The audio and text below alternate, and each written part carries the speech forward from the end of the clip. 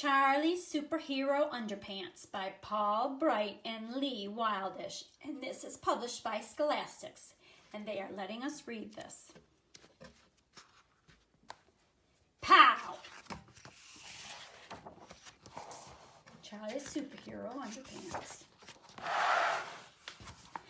On a wild and windy day, round about the end of May, a great and gusting gale blew the washing clean away.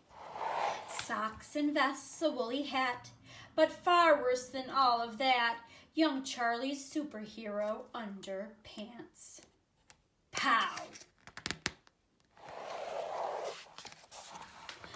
As it soared into the sky, the washing billowed, flapped and swirled until it slowly scattered to all corners of the world. Though they searched for days and nights with boats and planes and satellites, they found no trace of Charlie's underpants. Oh dear. They had POW across the front in giant letters, bold and black, with kerzap and oof and splat a little smaller on the back. And villains would take fright as Charlie pulled his pants up tight, his scarlet superhero underpants.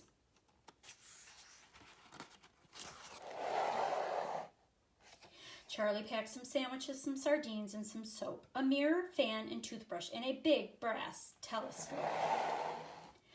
Don't worry and don't wait, he said. I may be back quite late, but I've got to find my scarlet underpants. First, Charlie grabbed a ride with a band and a balloon, and they crossed the choppy channel to a bouncy brass tune. Have you ever been in a hot air balloon? I haven't. I'd like to. Then they saw a fine French fox wearing Sister Sophie's socks, but no sign of Charlie's underpants. Charlie hiked across the endless plains of the Serengeti, where the insects made him itchy and the sunshine made him sweaty. There he saw a lion with a stripy shirt and tie on, but no scarlet superhero underpants.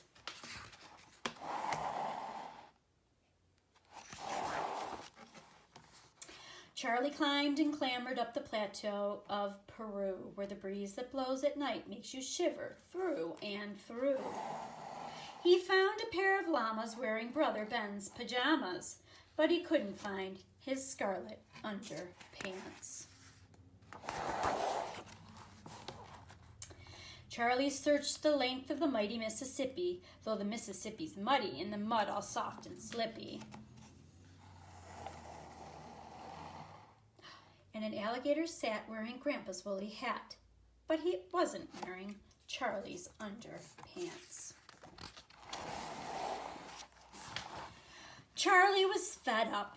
He felt lonely, tired, and small on a steep and snowy hillside in the mountains of Nepal, when suddenly he saw in that land of ice and cold a huge and hairy creature, something wondrous to behold.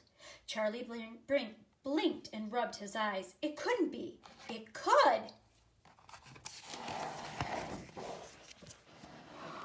Look at that. For there, in Charlie's underpants, a yeti proudly stood.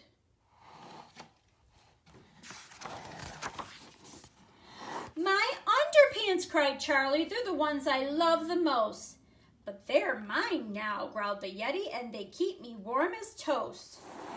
I'll swap you, Charlie said. You'll be snug from toes to head if you give me back my scarlet underpants. I hope he does.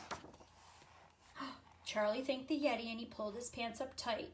They had POW across the front, so he'd put them on just right.